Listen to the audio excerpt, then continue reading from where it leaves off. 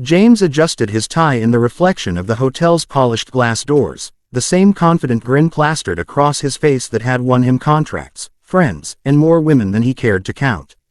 The five-star hotel gleamed like a palace under the evening lights, its golden chandeliers visible from the street, its doorman bowing as if each guest were royalty.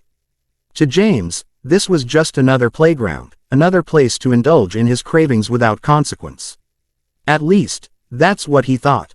Beside him stood Claire, young, beautiful, and wearing a smile that carried both excitement and nervousness. She clung to his arm, trying to look like she belonged in the opulence surrounding them. James whispered something smooth into her ear, and she laughed a little too loudly, eager to please. To onlookers, he appeared every bit the man of influence, wealthy, powerful, untouchable. Inside, though, James knew he was skating on ice thinner than he'd ever admit. The lobby doors parted with a soft whoosh as they entered, releasing a breeze scented with jasmine and polished mahogany. The reception desk stretched wide, manned by attendants in crisp uniforms who greeted guests with warm professionalism. James strutted toward them, his expensive shoes clicking against the marble floor. He handed over his platinum credit card with a smug nod, never bothering to look directly at the staff, only at Claire, who was admiring the towering crystal chandelier above them. "Reservation under James Caldwell," he said smoothly, as if the world itself owed him a suite at his command. The receptionist, a young man with a polite smile, nodded and began typing. James glanced around the lobby, admiring the art-lined walls and the distant sound of a pianist playing near the lounge. Everything was perfect, everything was under his control. Or so he thought. The sound of the lobby doors opening again pulled his eyes away from Claire. He glanced lazily in that direction, then froze. His chest tightened, his confident smile collapsed. For the first time in years, he felt small. It was Emily, his wife, but not the Emily he remembered from home. Not the woman who used to wait for him with tired eyes, weary from raising their children largely on her own while he buried himself in business trips. No, the woman who walked into the lobby was radiant. She carried herself with a strength that drew every eye, not with desperation or sadness, but with a presence that commanded respect. Her elegant dress was simple yet powerful, her hair pinned neatly, her face calm yet unreadable. And she wasn't alone. 2 hotel managers flanked her, speaking quickly in hushed, respectful tones. A doorman rushed to hold the door, bowing slightly as she passed. Even the pianist faltered at her entrance, as if the room itself acknowledged her. James blinked, confused, trying to make sense of what he was seeing. "Mrs. Caldwell, welcome," the receptionist stammered, nearly standing at attention. "We're honored to see you here tonight. As the new owner, is there anything you'd like us to prepare?" James's mouth went dry, his mind spun, the words ringing in his ears, "the new owner." Emily turned her head slowly, her eyes locking on James. The recognition in her gaze was immediate, but what cut him deeper was the lack of surprise. It was as if she had expected this moment all along. Claire shifted beside him, her grip on his arm loosening. "James," she whispered, uncertain, sensing the storm brewing but not knowing its source. The receptionist, realizing something was unfolding, hesitated with James's card in hand. "Sir, will you still be requiring the suite?" James couldn't answer. His lips parted, but no sound came. He felt the weight of the room pressing in, the silent eyes of staff and guests, the judgment he had always brushed off but now couldn't escape. For once, there was no clever excuse, no silver tongue to rescue him.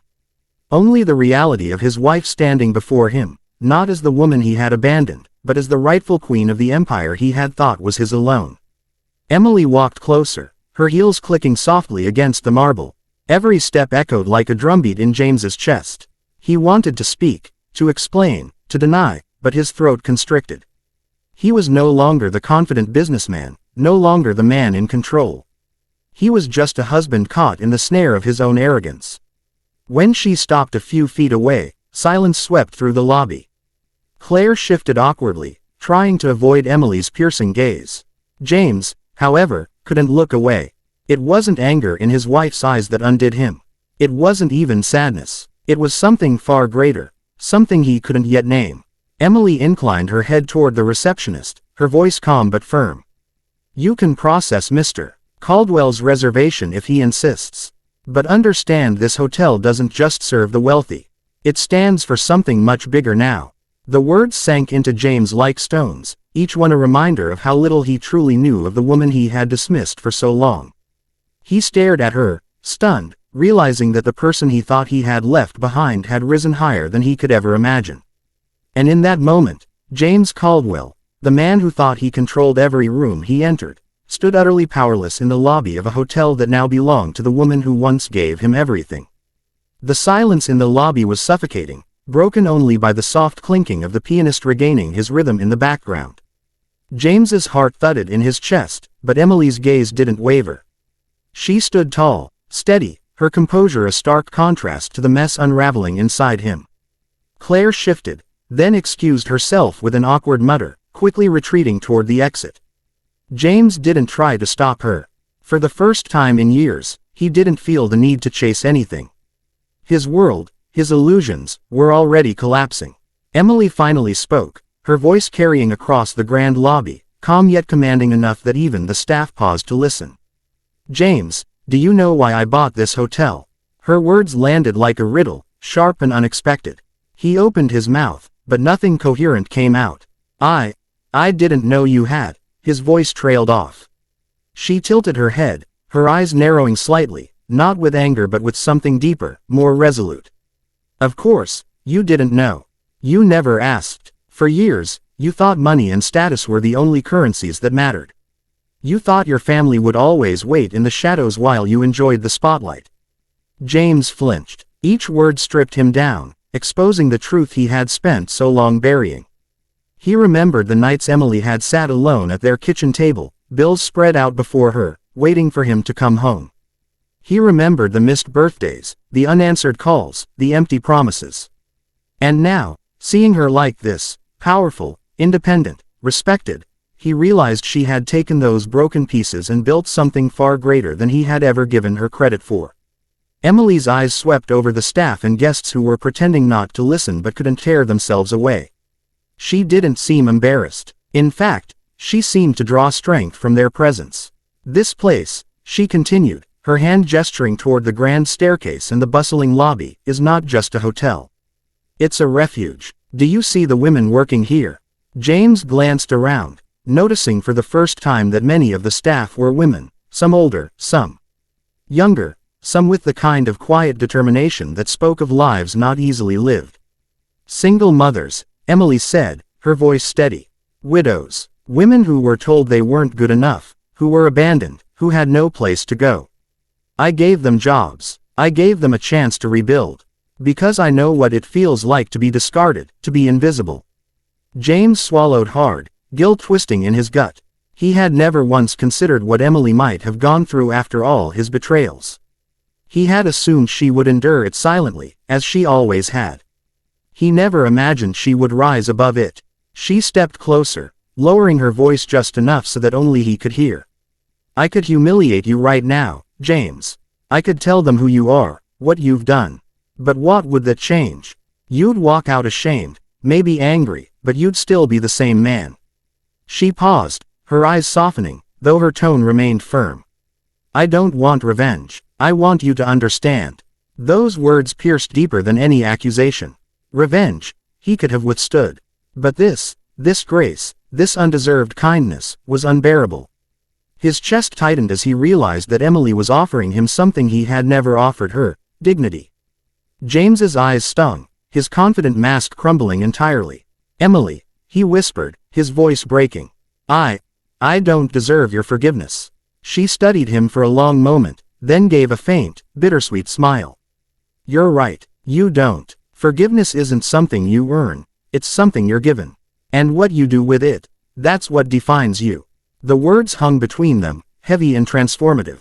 James felt as if the walls of the hotel were pressing in, not in condemnation but in challenge. Could he change? Could he become the man she once believed him to be? Emily straightened her shoulders, turning slightly toward the staff who were still lingering, curious but pretending to work. "This hotel is about second chances," she said, louder now, her voice filling the space. "Not just for those who come here as guests, but for those who come here broken, thinking their story is over. It's not over until you choose to write a better ending. A ripple of quiet nods and smiles moved through the staff. James stood frozen, realizing she wasn't just talking about them, she was talking about him, too. Emily looked back at him one last time, her expression unreadable yet compassionate. You still have a choice, James. You always have. But understand this, my life no longer revolves around what you choose. I've already made mine. With that, she turned gracefully and began walking toward the elevator, her managers following closely behind. The sound of her heels echoed like a metronome, steady and resolute, each step a reminder that she no longer lived in his shadow. James stood rooted to the marble floor, his body trembling. For years, he had believed power meant wealth, charm, control. Yet here, in the very hotel he had intended as a stage for his selfishness, he learned that true power was something else entirely. It was Emily, her resilience, her grace, her refusal to let bitterness define her. As she disappeared behind the elevator doors, James felt something crack open inside him. Shame, yes, but also something new, something he hadn't felt in a long time, the possibility of redemption. He knew he couldn't undo the past, but maybe, just maybe, he could learn from it. He looked down at his reflection in the polished marble floor. For the first time, he didn't see the confident businessman, the charmer, the untouchable man. He saw a broken man standing at the edge of change. And for the first time in years, James Caldwell felt truly humbled.